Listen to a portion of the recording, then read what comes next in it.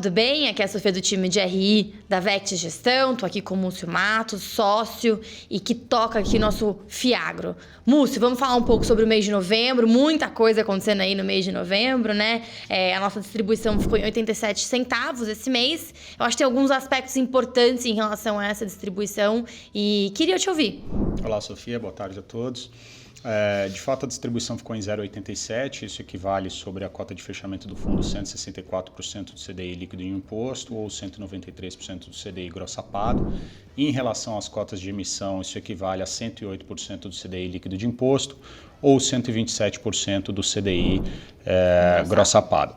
Essa distribuição de 87 centavos, ela foi reduzida em relação ao mês passado em montante absoluto, dado o menor número de dias úteis que a gente teve no mês. Então, a gente teve um mês com 19 dias úteis, em comparação aos meses anteriores. Se você pegar entre julho e agosto, a gente teve na média ali entre 21 e 23 dias úteis.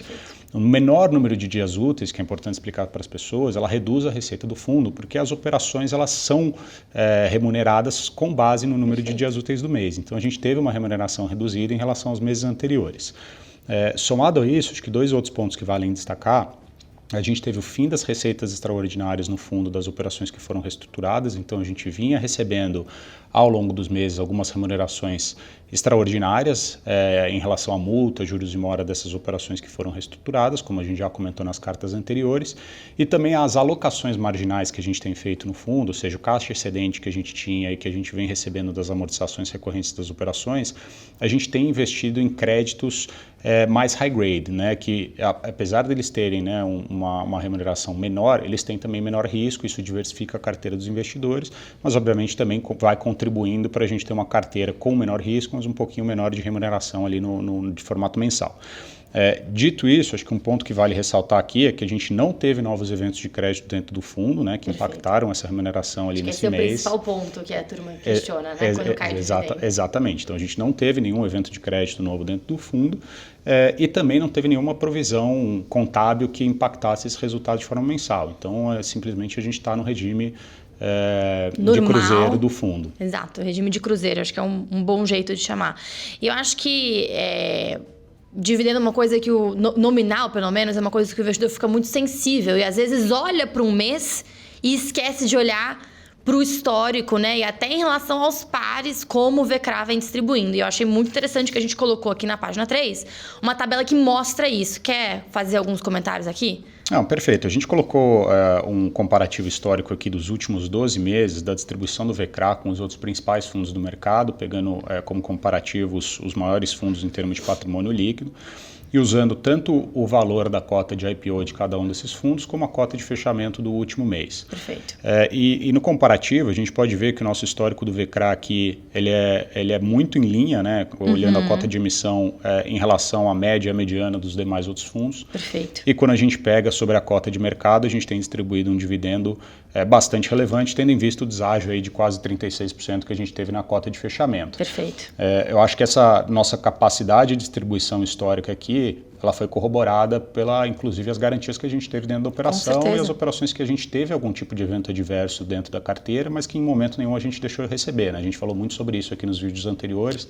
A operação de Raça Agro, a operação de BBF são dois exemplos em que essas empresas entraram com cautelar, a gente não teve nenhum impacto dentro do fundo monetário em relação a essas operações e acabamos por reestruturar essas operações, inclusive em termos melhores ali do que a gente tinha. Então, o objetivo aqui é mostrar o histórico do fundo. E olhando para frente, acho que podemos repassar ali os casos que a gente tem na carteira para dar um pouquinho mais de atualização sobre cada um deles. Perfeito. Eu acho que isso aqui é importante justamente para o investidor parar um pouco de olhar o mês a mês e começar a olhar isso aqui como investimento. Não precisa ser de longuíssimo prazo, não. A gente está falando do quê? 12 meses aqui, Múcio? Ano, né? Então, ter um pouco mais de perspectiva, né?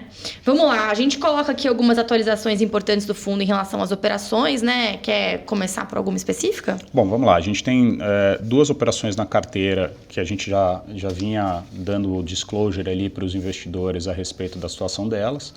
A primeira é o Grupo Norte Agro, ele está num processo de recuperação judicial. Dentro do processo de recuperação judicial, ele tem um período de blindagem patrimonial, que chama de stay period, que por lei ele pode correr até 180 dias prorrogáveis por mais um período de 180 dias, ele está dentro já desse período de prorrogação e dentro desse marco temporal aqui a gente não consegue acessar as nossas garantias, né, uma proteção que ele tem por lei.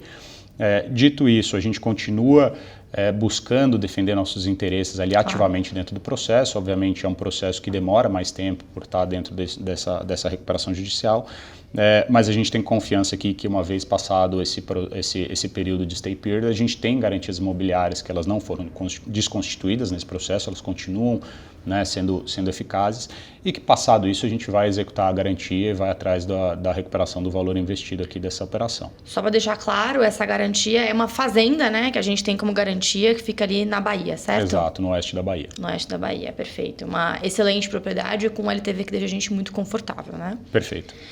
Vamos lá, o segundo é o Grupo APR.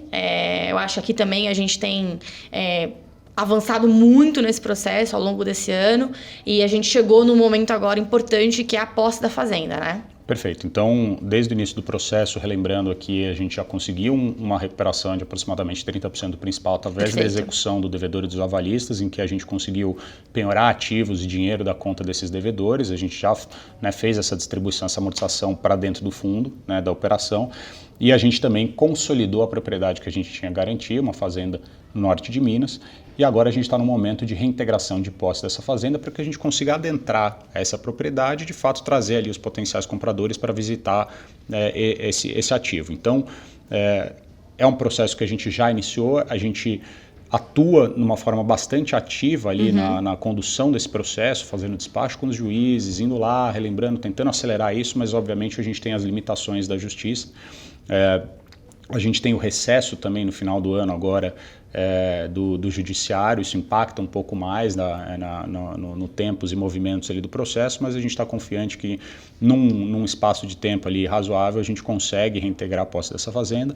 E eu acho que o que tem ponto positivo, o próprio mercado de pecuária tem demonstrado uma melhoria significativa, o que ajuda também na liquidez ali, na potencial venda dessa fazenda. Perfeito.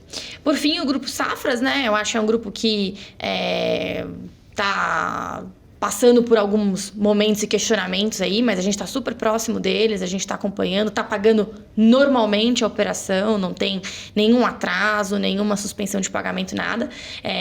Dá um pouco mais de cor para a gente, um pouco de contexto aqui. Bom, vamos lá. Aqui o Grupo Safras, tiveram rumores aí alguns meses atrás de que ele havia pedido um processo de recuperação judicial cautelar, o que não é verdade, né? O grupo continua operando de uma forma normal, sem qualquer tipo de proteção judicial.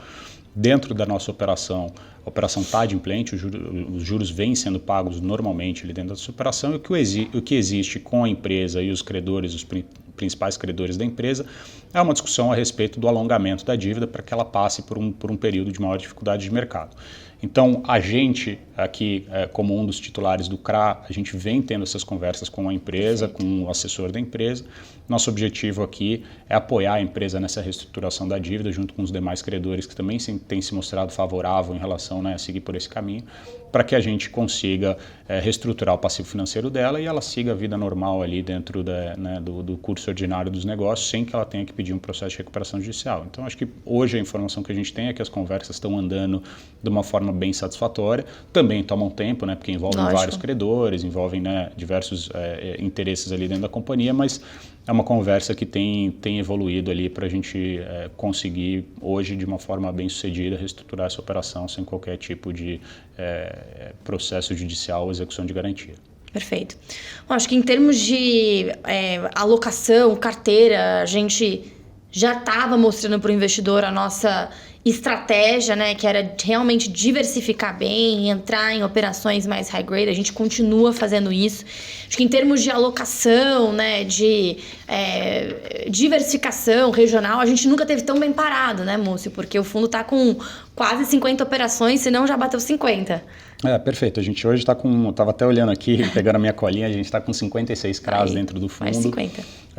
A gente vem comunicando e também vem implementando essa estratégia, que é a estratégia de pulverização e diversificação de dentro do portfólio.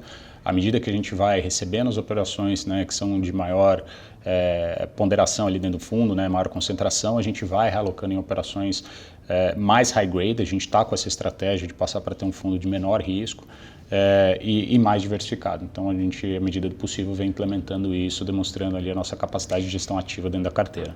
Importante passar isso para o investidor, porque tudo não terás, né? Exatamente. Você ir para uma estratégia de mais pulverização, de novo, não são nas operações high yield que a gente estrutura, que a gente quer controlar a garantia, etc., que a gente está aplicando essa estratégia. Acho que é importante colocar isso, né? A gente sabe que o nosso DNA aqui é de estruturação, de controlar a garantia. Mas tem um pedaço ali da nossa carteira que a gente está sim pulverizando mais, porque tem muita oportunidade no secundário de crédito, né? Que você tem visto. Eu sei que vocês estão acompanhando isso muito no detalhe. E fazer esse mix neste momento pra gente é importante. É óbvio que isso vem com alguma contraparte, que no nosso caso se a gente está mais high yield, a gente está mais pulverizado, a gente vai ter em algum nível um pouco menos de rentabilidade. Mais high grade no caso, né? Exato, só te corrigindo. Então, mais assim, exatamente, o que a gente tem feito é uma estratégia de diversificação, efetivamente.